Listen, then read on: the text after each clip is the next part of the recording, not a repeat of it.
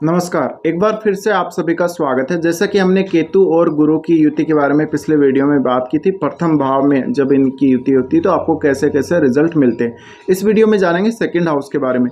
अगर किसी भी जातक के चार्ट में केतु और गुरु दूसरे भाव में युति कर रहे लगन चार्ट में, तो इसके कैसे परिणाम सामने आ सकते हैं, कौन कौन सी बातें यहाँ पर आपको ध्यान में रखनी है, किस किस तरह से आपको हैंडल करना है चीज़ों को। देखिए, केतु और गुरु का सेकंड हाउस में होना आपको हमेशा फाइनेंशियली कभी ना कभी टेंशन में ज़रूर लेके आएगा। और हालांकि आपको शुरुआती जीवन में बहुत सारा पैसा, धन दौलत सब कुछ मिलेगा, आपको अच्छा परिवार मिलेगा, परिवार का अच्छा साथ भी मिलेगा और परिवार भी बहुत अच्छा मिलेगा जिसमें सब लोगों के साथ आपका बिहेव या उन लोगों का आपके साथ बिहेव बिल्कुल अच्छा होगा। लेकिन यहाँ पर प्रॉब्लम कहाँ आती है? यहाँ पर प्रॉब्लम ये आती है कि जैसे जैसे आपकी एज बढ़ती जाती है, जैसे जैसे आपका समय आगे बढ़ता जाता है लाइफ का, वैसे वैसे कहीं ना कहीं आप वो डिटेचमेंट वाली जो फीलिंग है वो फील करने लग जाते हैं अपने परिवार से और धन दौलत से। तो यहाँ पे देखिए, शुरुआती जीवन में आपको काफ़ी कुछ मिलता है। जब भी केतु और गुरु सेकंड हाउस में हो तो काफ़ी कुछ देखने को मिलता है, काफ़ी अच्छे से आप एंजॉय करते हो चीज़ों को, फैमिली के साथ आप बांट के चलते हो। लेकिन केतु और गुरु का साथ होना सेकंड हाउस में, जब तक खुद के लिए वो संतुष्ट नहीं हो पाता कभी भी। तो आपको पैसा वैसा सब कुछ मिलेगा, सारा आपको जिस प्रकार से स्थितियाँ चाहिए वैसे की वैसी मिलेंगी। लेकिन या तो आप अपने पैसे का कहीं ना कहीं दान कर देंगे, यानी आप खुद उसको उपयोग में ज़्यादा नहीं ले पाएंगे, या हो सकता है शुरुआती जीवन में आप उसको अच्छे से यूज़ कर पाएँ लेकिन बाद में आपकी वो सारी इच्छाएँ ख़त्म हो जाएंगी।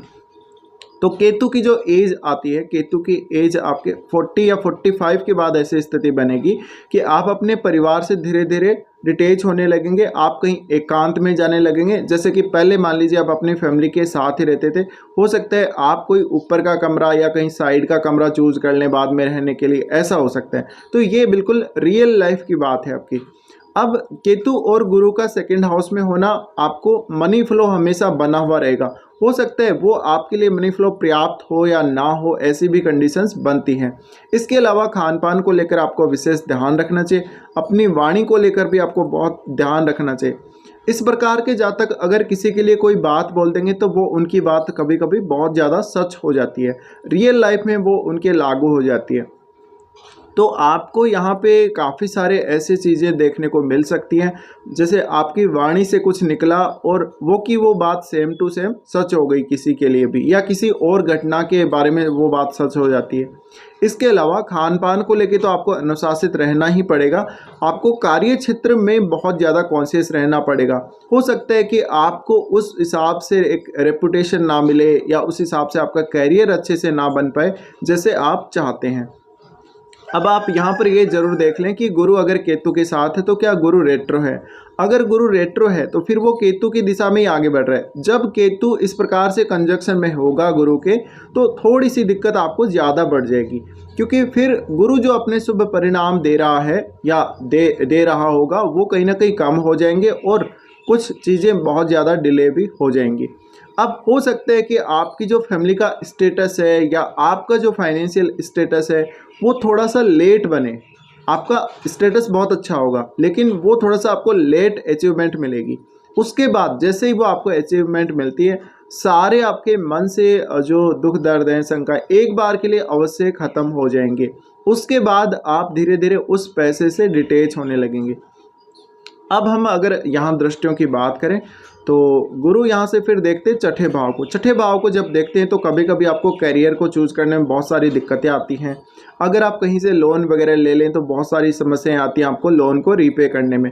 इसके अलावा आप अगर किसी को पैसे उधार दे दें तो हो सकता है कि आपका पैसा कभी भी लौट के वापस ना आए। इस प्रकार के जातकों को अपना कैरियर ज़्यादातर बिजनेस वगैरह में चूज़ नहीं करना चाहिए। अगर बिजनेस वगैरह में आप जाना चाहते हैं तो फिर आपका ओवरऑल कुंडली का आपको एनालिसिस करके ही, अच्छे से चेक करके ही आपको आगे बढ़ना चाहिए, क्योंकि बिजनेस में आपको बहुत ज़्यादा लॉसेस होने के चांसेस बन सकते हैं। आपके लिए जॉब करना ही ज़्यादा बेटर रहेगा कुछ हद तक। अब यहाँ पे आप कैरियर किस किस प्रकार का चुन सकते हैं, क्योंकि गुरु की एस्पेक्ट तो 10th हाउस पर भी जाएगी।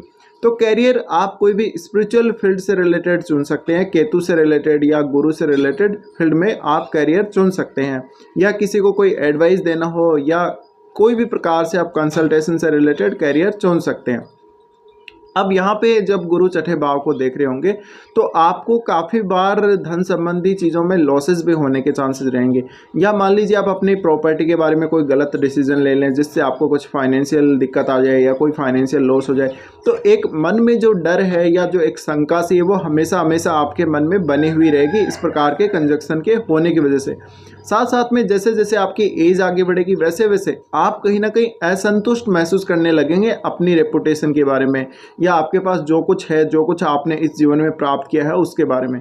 तो यहाँ पे काफ़ी सारे इस प्रकार के इश्यूज रहते हैं आपको।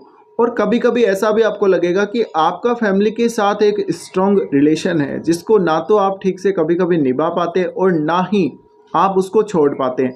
तो आप यहाँ पे अपनी जिम्मेदारियों से विमुख भी नहीं हो सकते और आप जिम्मेदारियों को लेके आगे बढ़ भी नहीं सकते। तो बहुत सारी कन्फ्यूजन की स्थिति यहाँ क्रिएट हो जाती है। अब जब गुरु यहाँ छठे घर को देख रहे होते हैं तो जातक को जो भी समस्याएं आ रही होती हैं कार्य क्षेत्र में या उसके डेली लाइफ में, उनसे वो दूर हटना चाहता है, उनसे वो मुकाबला नहीं करना चाहेगा, उनसे वो कहीं ना कहीं दूर हटना चाहेगा या कोई ना कोई ऐसा रास्ता निकालना चाहेगा जिससे वो परेशानियों से बच जाए।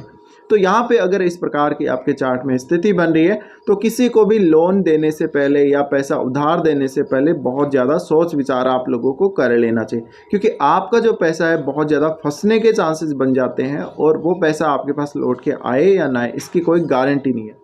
अब यहाँ से फिर दृष्टि पड़ती है अष्टम भाव पे जहाँ आपके राहु स्थित होते हैं। राहु स्थित होने से आप ये मान लीजिए कि आपका जो ससुराल पक्ष है उससे आप बहुत ही कम एक्सपेक्टेशन रखिए। इवन वो आपके फाइनेंस को मैनेज करें या वो आपके फाइनेंस से रिलेटेड चीज़ों को, फैमिली से रिलेटेड चीज़ों को कंट्रोल करें बहुत ज़्यादा, या इन चीज़ों के लिए आपके ऊपर कोई विशेष दबाव डालें, ऐसा हो सकता है। अब यहाँ पे आपको काफ़ी सारे इश्यूज़ देखने को मिल सकते हैं, लेकिन ये जो कंजक्शन है कहीं ना कहीं आपको एस्ट्रोलॉजी, पामिस्ट्री या और भी कोई अकल्ट का फील्ड है, वास्तु वगैरह, इस प्रकार की चीज़ों के लिए या ऐसी चीज़ों में प्रेडिक्ट करने के लिए या लर्निंग के लिए अच्छा रहेगा। अब आपके लिए कुंडली रिसर्च के लिए भी बहुत ज़्यादा अच्छी हो जाती है क्योंकि गुरु की दृष्टि है और राहु जैसा ग्रह अष्टम में है, तो आप बहुत डीप रिसर्च कर सकते हैं, आप एक बहुत अच्छे साइंटिस्ट भी बन सकते हैं। आप स्पिरिचुअल फील्ड में कोई भी रिसर्च वगैरह करना चाहे तो आप वो भी कर सकते हैं। अब यहाँ पे गुरु की जब दृष्टि पड़ रही है अष्टम पे तो कुछ हद तक आपको जो समस्याएं आती हैं उनसे वो आपको बचाता है और लाइफ में आपके चेंजेस बहुत ज़्यादा फास्ट तो नहीं आएंगे, लेकिन एक नॉर्मल स्थिति आपके लाइफ में चेंजेस आने की बनी हुई रहेगी।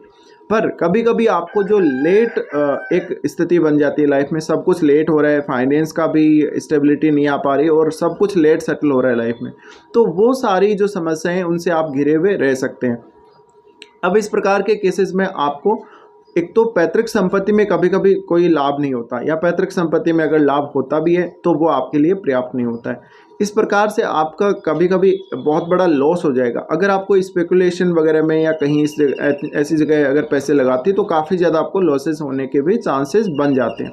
उसके बाद गुरु देखते हैं यहाँ से 10th हाउस को। अब 10th हाउस को देखने से यहाँ पे थोड़ा सा स्टेबिलिटी कम दर्शाते हैं गुरु, क्योंकि केतु के साथ हैं।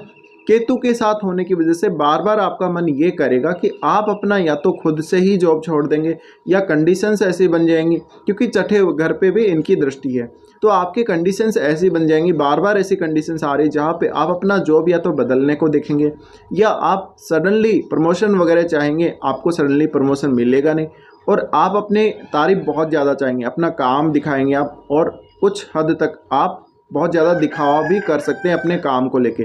तो यहाँ पे एक करियर के ऊपर एक तलवार सी लटकी रहती है, या यूँ कहें कि करियर में स्टेबिलिटी की बहुत ही कम संभावना बन जाती है। अब जब इस प्रकार की स्थिति है तो जातक को कोई भी टीचिंग से रिलेटेड या कोई भी एडवाइस देने से रिलेटेड या स्पिरिचुअल कार्य हो, कोई भी रिसर्च हो, इस प्रकार के कार्यों में करियर बना सकता है वो। इसके अलावा फाइनेंस से रिलेटेड भी आप काम कर सकते हो। अब गुरु की जो दृष्टि पड़ रही है 10th हाउस पे, उसकी वजह से हो सकता है शुरुआत में आपने बहुत ज़्यादा हार्डवर्क किया है अपने कैरियर के लिए, लेकिन उसका जो रिजल्ट है वो थोड़ा सा लेट मिलेगा आपको, वो आपको 30 तक या 30 के बाद ही मिलेगा।